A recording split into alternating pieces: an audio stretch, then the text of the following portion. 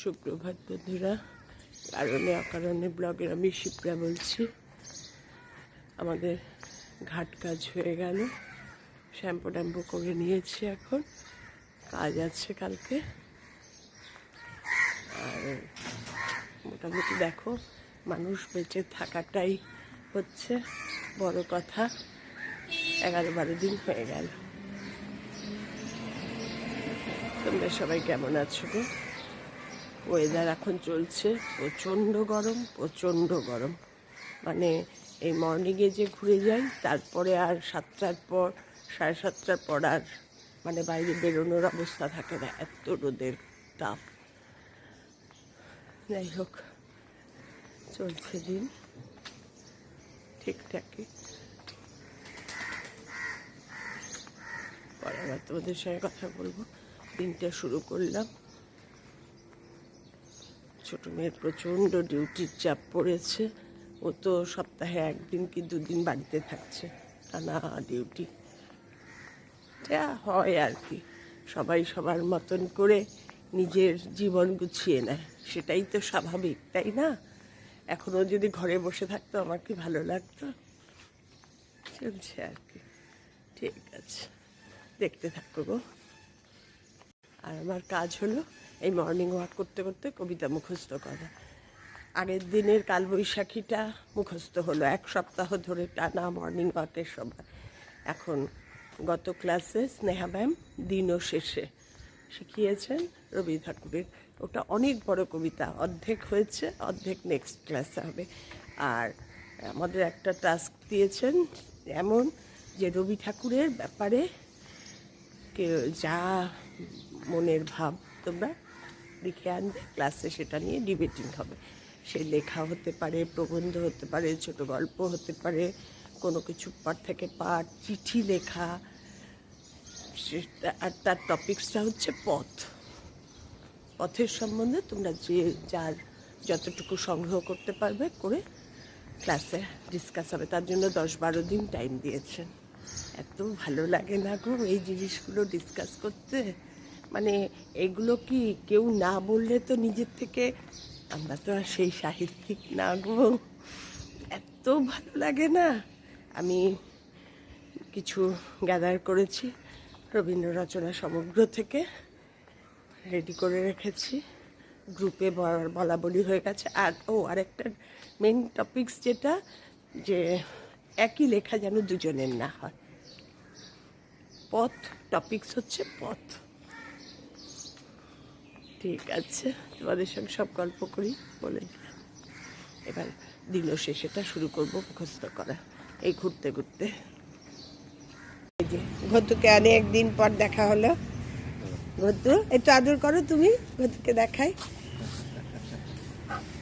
কি কি হচ্ছে, কি হচ্ছে, কি হচ্ছে, কি হচ্ছে? গলা শুকিয়ে যাচ্ছে। বাবালি বাবালি বাবালি বাবালি বাবালি বাবালি।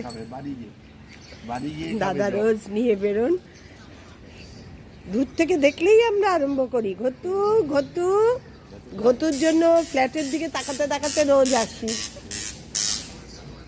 কি হচ্ছে, কি হচ্ছে? একটু টাকা, একটু টাকা। ঘতু, ও ঘতু, ওই দেখো, দেখেছো?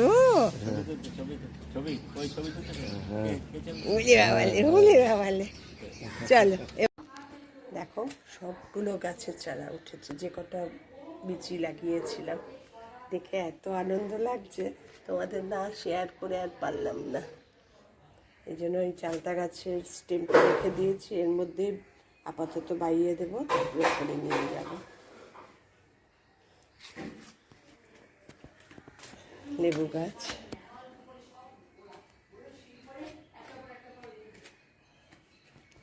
আমার ছোটো বাগানের দেখো সেদিন ঝড় হয়ে কতটা ক্ষতি হয়েছে। এই গাছগুলো ঠিক আছে, এই গাছটা আমার এত ভালো ছিল, গাছটা কিভাবে মরে গেছে বুঝতে পারলাম না। কি করে মরলো, কি হলো বুঝলাম না। ঝড়ের পরের দিন থেকেই দেখছি। আর সব গাছ ঠিক আছে, জবা ফুল গাছও ঠিক আছে, এই গাছও ঠিক আছে। আর এই গাছটা একটা পাতা ভেঙে পড়েছে, এই পাতাটা ঝড়ে। তার মানে ভাবো কতটাই ঝড় হয়েছে। ঝড়ের অবস্থা, মানে ঝড়ের শেষের অবস্থা আমার বাগানের।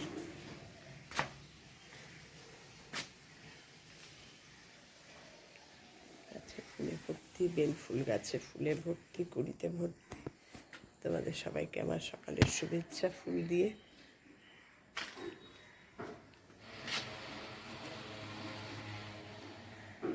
তিনতলায় চলে এসেছি, গাছগুলোতে জল দেব। তিনতলার গাছগুলোতে রোজ আসি না তো, যেদিন আসি একদম ভালো করে স্নান করিয়ে দিয়ে দেয়। আজকে দিয়েছি, নিয়ে এসেছি চাল ভেজানো জল, চাল ধোয়া জল বলে সেটা। এটা ভালো করে স্নান করিয়ে গাছগুলোতে জল দেব। তোমাদের সঙ্গে একটু দেখিয়ে দিলাম, গাছগুলো সব ঠিকঠাকই আছে। ওদিকে এরিকাটাও ভালোই আছে। তোমাদের দেখিয়ে নিই, তারপরে সুন্দর করে জল দেবো। কী বলো তো, দুটো কাজ একসঙ্গে করলে না ভালো গাছে জল দেওয়া হয় না। ভালো করে স্নান করিয়ে একবারে জল দিই তো। এরিকাটা দেখো, সপ্তাহে 2 দিন দিই, সোমবার শুক্রবার। আজকে মানডে, তাই আজকে জল দিচ্ছি। তার মাঝখানে যদি কোনো একদিন, ধরো শুক্রবারের বদলে বৃহস্পতিবার আমার ভাত করার ব্যাপার, চাল ভিজিয়েছি, অনেক সময় সেদিনও দিয়ে দিই। কিংবা শনিবার ভেজাবো, শুক্রবার আর দিলাম না, একদম শনিবারই দেবো, এরকম করি। কিন্তু সপ্তাহে 2 দিনের বেশি না। এই গরমের মধ্যেও দেখো তারা ঠিকঠাকই আছে। আমাদের ঘাট কাজ তোমাদের গল্পই করেছে। এখন মেজুজার ঘরে যাব, সব ওই নাপিত তারপরে পুরুত সবাই এসছে, সব কিছু করে আসবো। আজকের দিনটা এখানেই শেষ করছি।